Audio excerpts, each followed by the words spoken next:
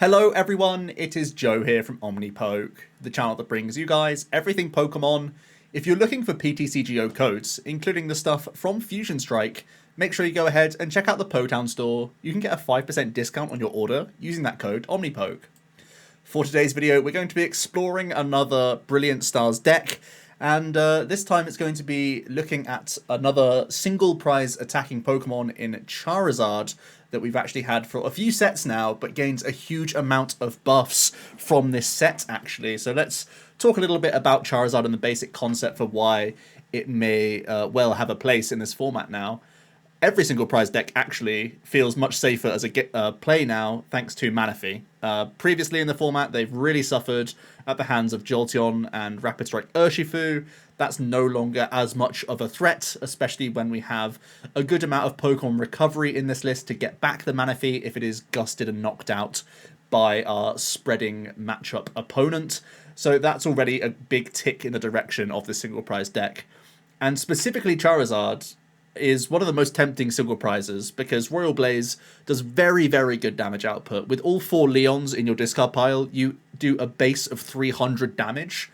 And there's a couple ways that you can actually reach 1-hit KOs on VMAXs, and that's if on the turn that you get your 4th Leon in the discard pile, you do so by playing the Leon. That gets you up to 330, or now with the inclusion of Choice Belt, you can hit 330 as well. So a ton of VMAXs are no longer safe, which is really, really good news for you. Also, there's a couple other big things from this set. We've got Basin for extra energy acceleration for our 2 energy attack cost.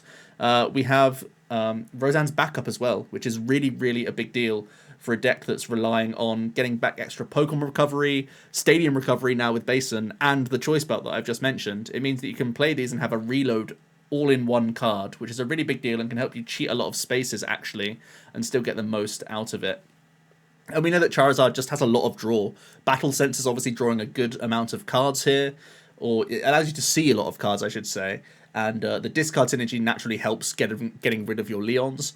And we're going to combine this with Cinccino. And we know at least Mew being the most popular deck in the format, and what we assume is going to be the strongest deck in the format as we go into the Brilliant Stars format. They don't play any hand disruption, so we're allowed to really build a hand and try and hit a lot of combos with Charizard. So let's jump into the list here. And there's a lot to look at, actually. There's a lot going on here. So let's break down the Pokemon first. We're going to play a 4-1-4 line of Charizard. Obviously very important to access this card with the 4 copies of Rare Candy.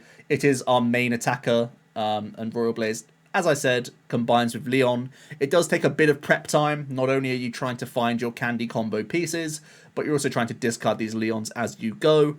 The main means of us discarding is either putting it to the top of our deck with Altaria and using Battle Sense, or simply drawing it and using Make Do to get rid of it, or using Quick Ball to get rid of it. So we have a lot of ways to discard these Leons very quickly, and we are all about that cycle.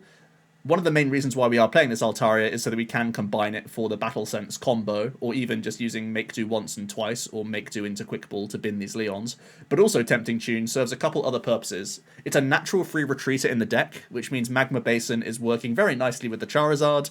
Every time a Pokemon is knocked out, you can just send the Altaria straight forward again, and you have that natural pivot within the deck without needing any switch cards. So you can actually save a lot of spaces here, which is really, really good for you.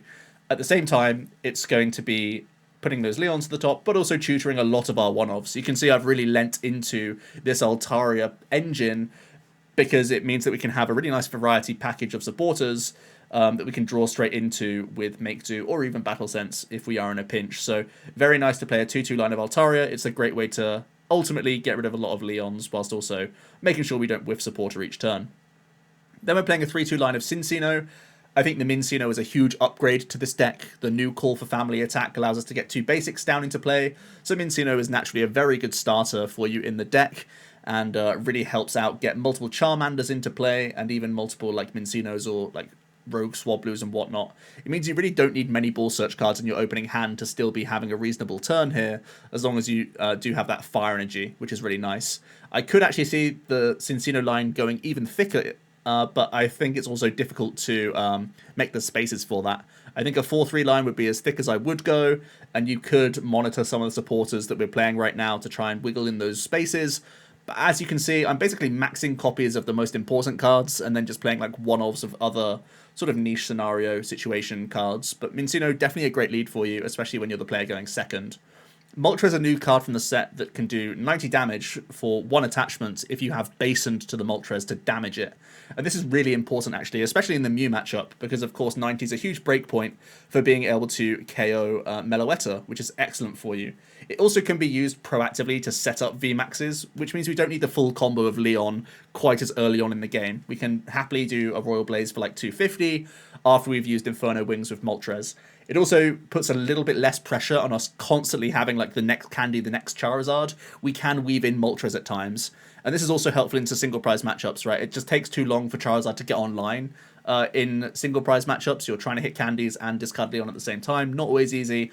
Much easier for us to just move out of an Altaria into a Moltres after finding Stadium. And of course we have Raihan to try and help grab the Magma Basin straight away. So really nice combo here and serves a great role in this deck. And then we're playing the Manaphy, like I said, very important to protect our bench at all times.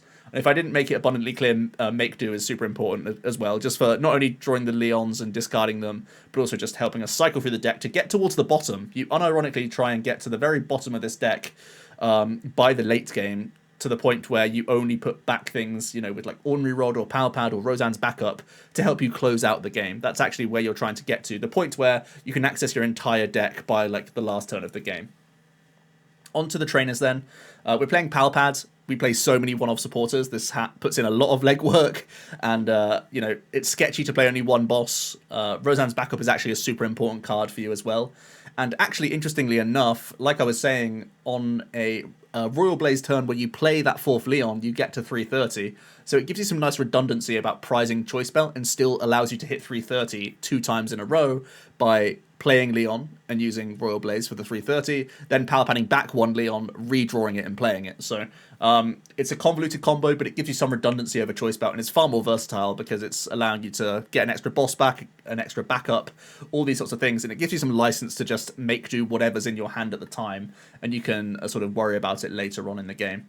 Couple copies of Ordinary Rod, super important cards, especially because we have to use Battle Sense a good amount of times just to help us discard Leons and cycle through the deck. So Ordinary Rod is going to be a real important card here, so that any times the Battle Senses happen to discard like excess Charmanders, Charizards, that's going to be a big problem for you. So reloading those is going to be a big deal. Sometimes you want to reload those energies as well. You have a lot of recursion via Raihan and Basin, so the 6 looks really low, but you recycle so many that I think with a double Ordinary Rod you get over the line quite nicely.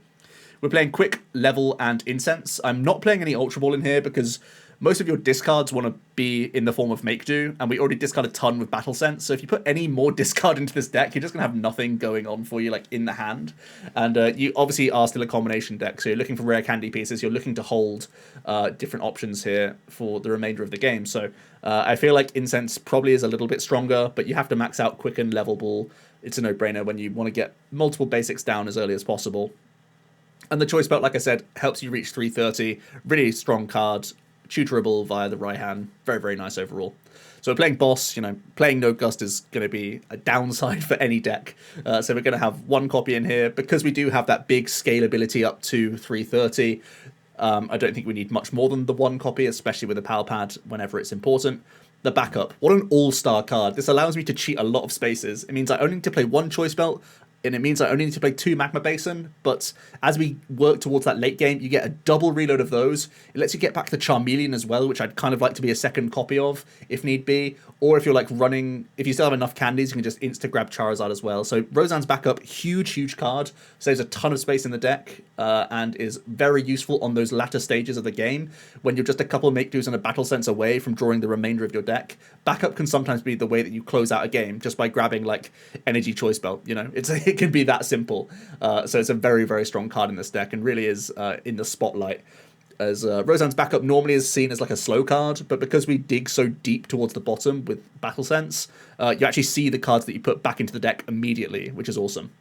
We have Cynthia's Aspiration. It's a great way to just top up your hand after suffering knockouts, especially important early. It gets less value after you've done a few make-dos, but it's a very solid card on like turn 2 when you need more than just a Raihan, or maybe you're taking a turn off attacking just to build up a hand size. Cynthia's going to be great there. Marnie for some hand disruption and refresh. Kindler, another new supporter. I really am leaning into Altaria, right? So I want to have a ton of options for different situations. Kindler fills this niche where you can be holding on to part of a candy combo but not the other, so rather than going for like a research dig, you can look towards like hitting rare candy combos and maintaining your attackers. So he doesn't come off all that often, and I do see him being flexible. He could easily be third research, second aspiration, or like even just a third Cinccino, or even a fourth Minccino. It's that important to get them down in the early game. Kindler's probably my most flexible card in the deck, but I do find that in certain spots he is a usable option that is slightly better than the other supporters that we have available. And when you have Altaria, you may as well play all these options, I think. Couple of researches, dump and draw is not bad. You have to be wary of getting rid of like candies, rods, that sort of thing. But it's still a big dig into the deck, especially in the early game. It can bail you out of spots. Raihan, even with Basin, is still a huge card. It's really good at obviously maintaining your Charizards throughout the game and just tutoring key pieces, which is definitely important when you even just want to save and protect cards that are in your deck from a battle sense, right? So you can make sure that you're holding a Pal Pad or holding an Ordinary Rod, holding a Rare Candy for the following turns, knowing full well that you're about to battle sense with Charizard like later on in the turn, which is pretty nice. So yeah, the Raihan, really big deal. Helps candy combos, obviously. Helps you maintain your attackers. Still an important card in the deck, even with Basin. And Leon's a no-brainer, has to be 4 copies because that's where your damage comes from.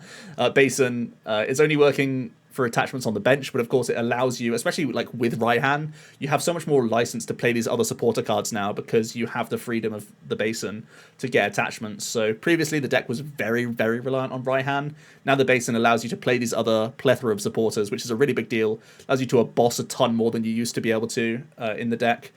And yeah, it just means that you can stay up on attachments really nicely and have this wiggle room for other supporters. And then the 6 Fire Energy, you could think about going slightly higher. Like I said, with double Rod and Backup and Pal Pad and the Basin and Raihan, you actually have like a ton of recursion for these 6. The reason why you'd ever want to play more copies is just so that you have Call for Family online that little bit more. Outside of that, I think it's like reasonable to just stay at the 6 count. You could maybe even go lower, but that starts to get a little bit sketchy. Onto the other options then. I have actually played it like a number of games with the LeonZard, and I do think it's an interesting archetype, and I think the list is pretty close, even though it looks chaotic with the huge number of one-off supporters. And I think a couple other one-off supporters actually spring to mind, again, in place of that new Kindler supporter. There's Peonia, which allows you to access prize cards, which is a really big deal, especially if you're worried about Leons finding their way into the prizes, where you have to just hope to hit them off of your first few knockouts, and if not, you're trying to do like the Moltres hit into the Charizard hit and your damage cap is far lower. Or Birdkeeper, because the deck is playing no switch cards whatsoever. You're just hoping that the energy acceleration you get from Basin and Raihan means that every now and then, if ever your opponent is trying to make a trapping play to like buy a turn of Breathing Room, you can attach Pass and still get extra attachments onto your Charizard. But ultimately, it's very rare that a deck will try and buy a turn of Wiggle Room against you. Firstly, because they don't know you play no switch cards, obviously, and it's rare that a deck won't play like Net or Rope if they're single prizes.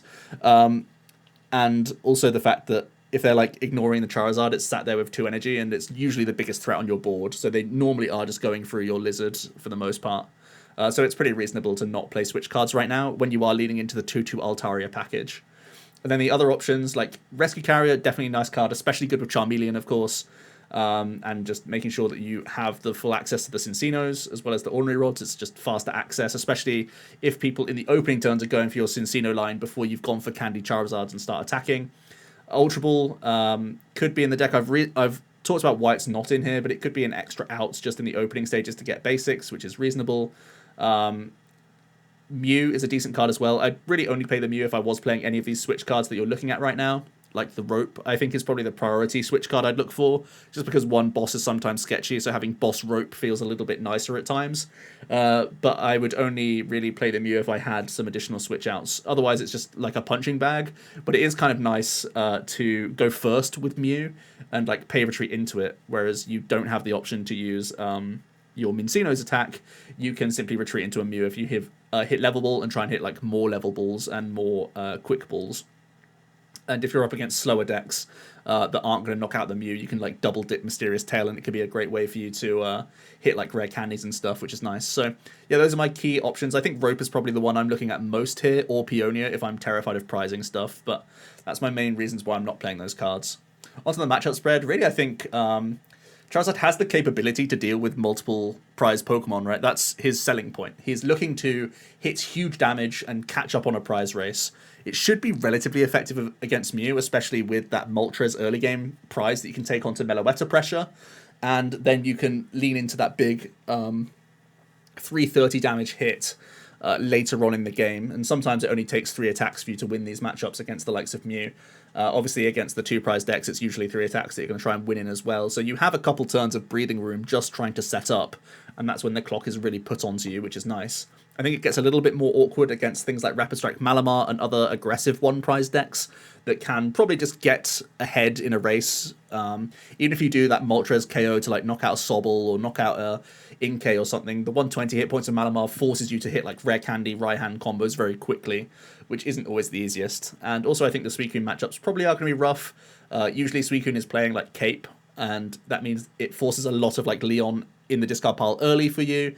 They're probably going to go ahead in the prize race, and they can force you onto odd prize cards by actually attacking with the likes of Ludicolo, the likes of the Inteleon as well. And they have pings on top, which can sometimes, get over the line for taking easy prizes here or there, or multiple prize turns. So just be aware of those as kind of the scariest matchups. My closing thoughts are, I think this deck is actually super interesting, and there's actually a lot of nuance to Charizard. I'd like to hear your thoughts on like where my supporter package is at, because I think that's really the sort of weakest part of my list, where there's experimental supporters going on, and I'd like to see it get like ironed out that little bit more. But right now I'm just thinking I'll lean into Altaria because it's such a great ability that you make the most out of it when you can cherry pick situational supporters at the right time.